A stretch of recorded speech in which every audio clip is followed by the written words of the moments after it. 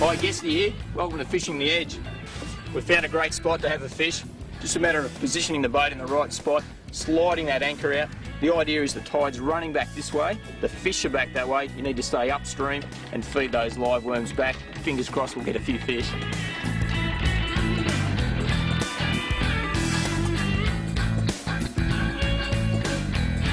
Just doing a bit of flats fishing. Really basic stuff. Sort of place that I like to take the kids. Easy tackle, light rods, light drags, easy for the kids to use, great fun for adults as well. Teach you a little bit about light drags and some sport fishing and get a feed of fish at the same time. So today we're using some tube worms. These are worms that are actually farmed worms. A lot of places these days it's illegal to dig worms in a lot of our estuary systems, so it's great to see people farming worms. It's, I guess, a miniature form or the first form of aquaculture, so great to see that, and that's certainly a great way to keep the environment nice and stable without us raping and pillaging it too much, that's for sure. I've just had a bit of an inquiry there. Technique's pretty simple. Bail arm open, super light line. This is only a 4-pound line. I'll even go down lighter in the leaders. So leave that bail arm open. It's a sandy, flat bottom, so you can fish very light. And a tiny little sinker, and we'll have a look at the tackle there shortly. Feed that worm back with the tide, and hopefully a big whiting or a brim's going to come along and eat it. And I've just had a bit of a bite there now, so let him get that worm down. And I'm away. First bait, and I hooked up straight away. This type of fishing is really the basis of sport fishing, or teaching yourself how to use drags, how to set your drag properly. It's funny, take a lot of people fishing with light tackle and this type of fishing. First thing they do, oh, the line's coming off, the rod's bending and the line's coming off, and first thing they want to do is tighten the drag up. Well, it's not catching, it's fishing, you know, and this is the start of it. And a brim's come along here. I can just see him there now, and he's eating my worm that's drifted back in the current. And you can see there now that drag's just rolling away. So that's perfectly set up. This is a 2 kilo rod. I'm using 2 kilo line. Once that rod's loaded up, it's just peeling that drag off. And there it goes again. And that's the technique you need to use. If you lock that drag up, especially with that tide pushing against it, first thing that's going to happen is you're going to break the line. So probably better to net most of these fish, but we can just, if we're careful, lift him in. That's a beautiful little healthy brim. He'd actually be legal, but I think we can let him go for another day if you wanted to eat him.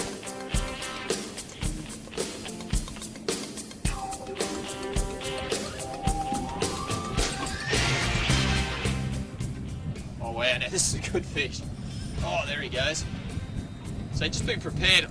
As we've mentioned before, it's so important to let the tackle do its job. So I've got that rod loaded there with one hand, and that fish is just in the current. If I pull too hard, it's really easy to pop that live leader off. When I say pop, I mean I'm going to break it. So then wind back down, load up again, and then as that fish wants to go, just lower your hand, and you can hear that drag start to spin up. And that's how you treat the fish. That rod is the shock absorber. It's the bumper bar that's taking all that shock out of everything. So if I point the rod tip straight at the fish, in that manner there, and that fish wants to take off, it's going to have to pull straight off the drag. So what you want it to do is, as it loads up, it loads the rod tip, pulls through the rod, and then eventually gets on and then pulls that light drag. And that's how we fight fish on light tackle.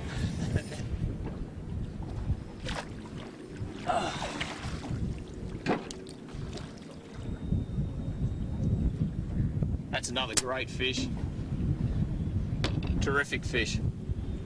As I said, just great. My kids have spent so much time catching these fish in this beautiful part of Australia, and it just doesn't, you know, you hear it a lot, gets said a lot, doesn't get a lot better. It's just great fun. They're a fantastic eating fish. Obviously, you know, look at your size limits, look at your bag limits, only take what you need. But a couple of nice whiting like that on the dinner table, and yeah, they're just superb stuff. And we all know how fish is, you know, such a great thing for us to eat as well. Beautiful. I'm going to get back to it. Modern day GPS systems like the HDS 10M that Lowrance have got out now with these platinum cards, you've got a two-dimensional view, three-dimensional view, which is just fantastic, and you can see all these lighter and darker shaded areas. A pair of polarised sunglasses we've spoken about, or sometimes the water's that dirty you can't see into it anyway. So it's so important to take care of this big yellow blob here. That's a big sandbar. There's other shallower patches there. There's shallow weed beds. There's a few little islands and things here. So get yourself some good technology, and it'll get you into the good fishing spots, but it'll keep you safe on the water as well. Now this is a good whiting. Once again, that same technique, just bouncing that weighted worm along, and there we go. That's what we came out here for. That's a beauty. Get that hook out of there. Look at that. That's a magnificent whiting. Probably 40, 41 centimetres. Very, very solid fish.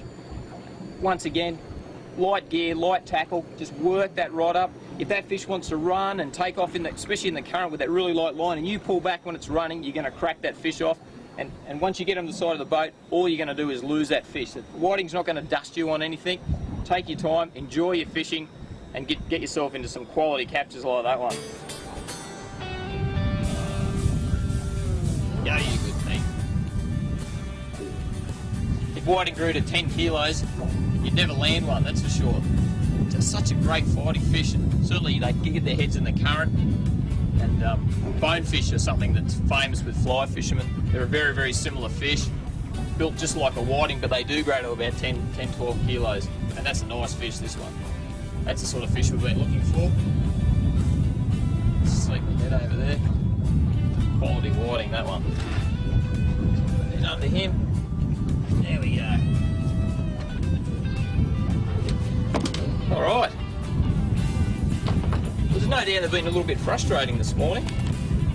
And that can happen sometimes. And you've just got to show a bit of patience. Fishing's definitely a patience game. But that's a quality whiting. He'd be getting close to that high 30s, probably even maybe 40 centimetres. So that's certainly the fish we've been looking for. Here we go. There's plenty of them swimming around here. I can see them swimming around. It's a bit of a gloomy day. You get those bright sunny days. Just cruise around, look at those sand flats. So whether you're pumping yabbies or you're using worms like we've been doing today, they're a great fish. They're great fun, easy to catch. Even I can catch them. They can't be too hard, and that's a result. Great sand whiting. You've been watching Fishing the Edge. It's Guesty here. We'll catch you next time. Get out there and chase some of these fellas. See you later.